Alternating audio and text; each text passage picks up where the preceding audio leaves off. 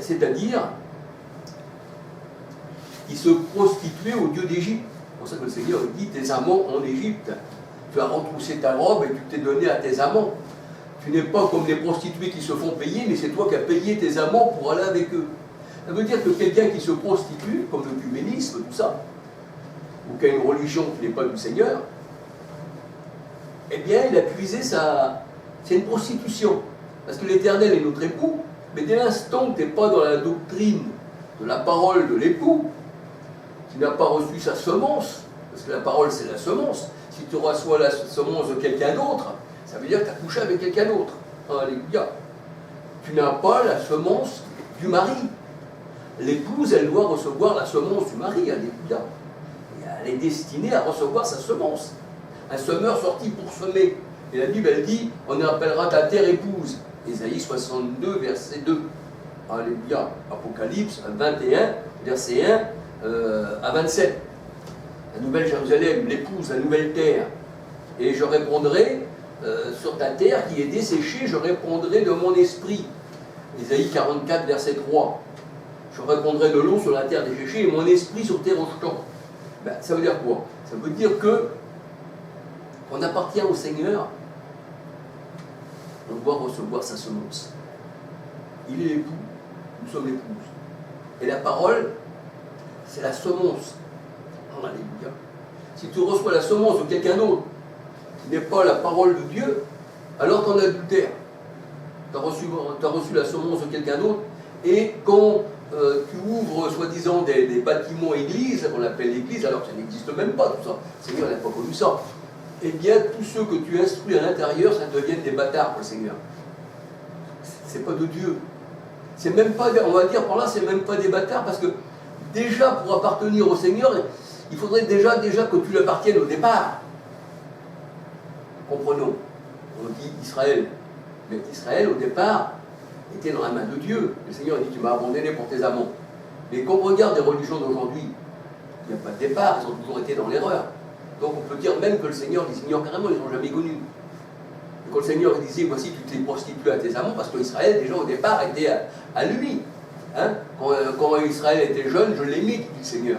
Mais ensuite, quand elle s'est prostituée, ben, le Seigneur dit ben, je l'ai répudiée et je lui donne ma lettre de divorce. Alléluia. Hein? Moïse vous a prescrit de donner une lettre de divorce. Alléluia. Mais c'est ça en fait.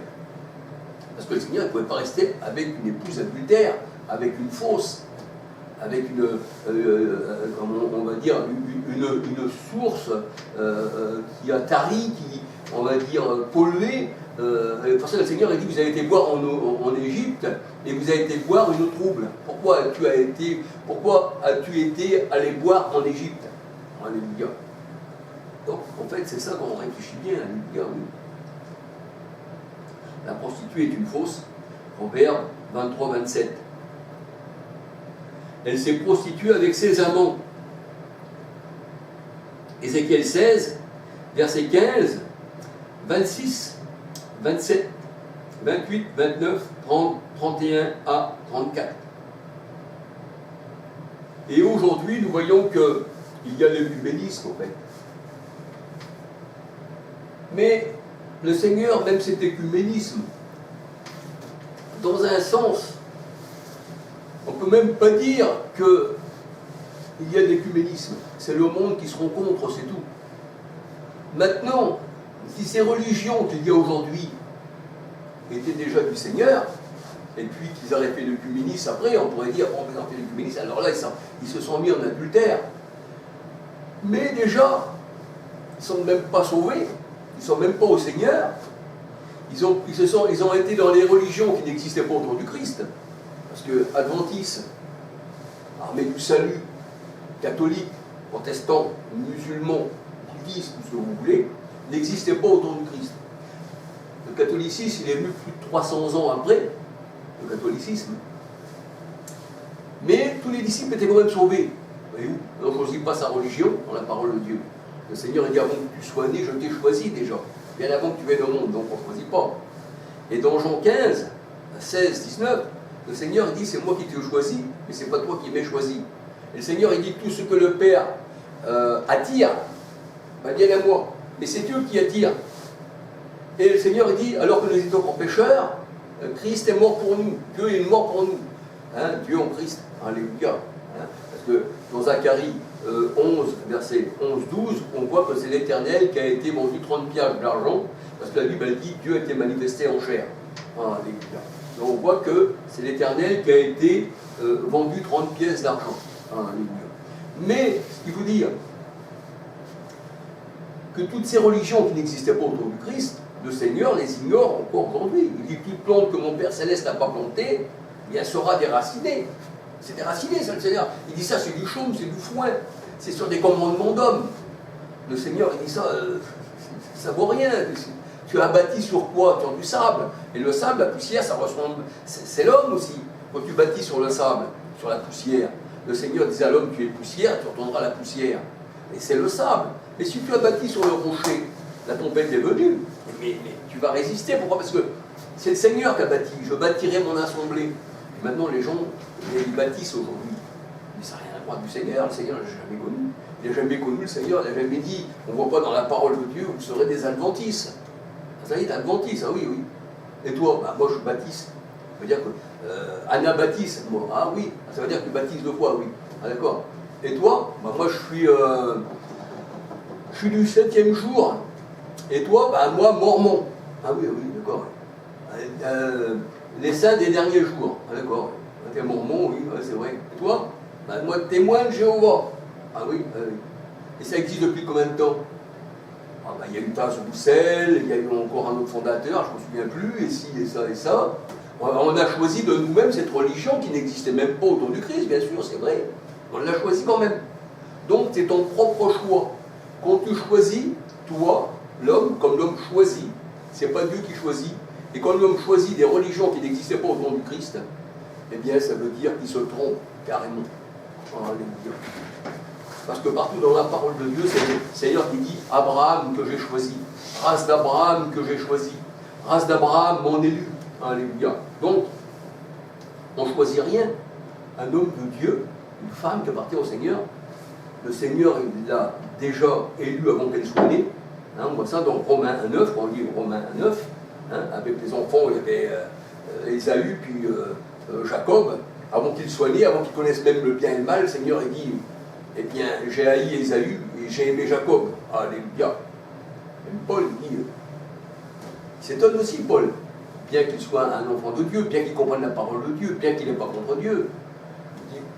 C'est lui qui fait des vases d'honneur, des vases de déshonneur. Il a endurci le cœur de Pharaon. Comment peut-il encore blâmer? Mais vous savez, il est dit que Dieu est une lumière inaccessible. Dieu est une lumière inaccessible. Inaccessible, lumière, seul Dieu. 1 Timothée 6,16, il me semble, je me trompe. Lumière inaccessible. Mais la lumière inaccessible, Proverbe 6,23, c'est l'enseignement. Ça veut dire que Dieu, c'est un enseignement pour l'homme qui est vraiment petit, c'est inaccessible. Alléluia. Ça veut dire par là que on va vouloir envelopper le Seigneur qui est le soleil, Luc 1, 78, 79, et dire que toute la connaissance de Dieu, de tout, les choses révélées sont à nous, les choses cachées sont à l'Éternel, alléluia. Et derrière tout ça, le Seigneur, il a un plan, donc il est une lumière inaccessible. Alléluia. On connaît ce que Dieu veut nous révéler, mais on ne connaît pas tout. Alléluia. Gloire au Seigneur. Les choses cachées sont à l'Éternel. Donc on voit que la citerne, on voit que la prostituée, eh bien, c'est aussi une fontaine troublée. Alléluia. Et on peut dire quand le Seigneur est venu, hein, alléluia, eh bien, les ténèbres ne l'ont pas reçu. Ils ne l'ont pas reçu. Ils ne l'ont pas reçu pour époux. Isaïe 54, verset 5. Et la Samaritaine, avant de rencontrer le Seigneur, le Christ, eh bien, elle n'avait pas le Christ, alléluia. Elle avait des maris, oui. Elle en avait 5, mais ce n'était pas le véritable. Le véritable, eh bien, elle l'a rencontré en allant au puits. Alléluia. Elle a rencontré l'eau vive. Alléluia. Elle a laissé sa cruche. Hein. Et oui. Mais elle n'a pas laissé l'eau de la vie éternelle. Alléluia.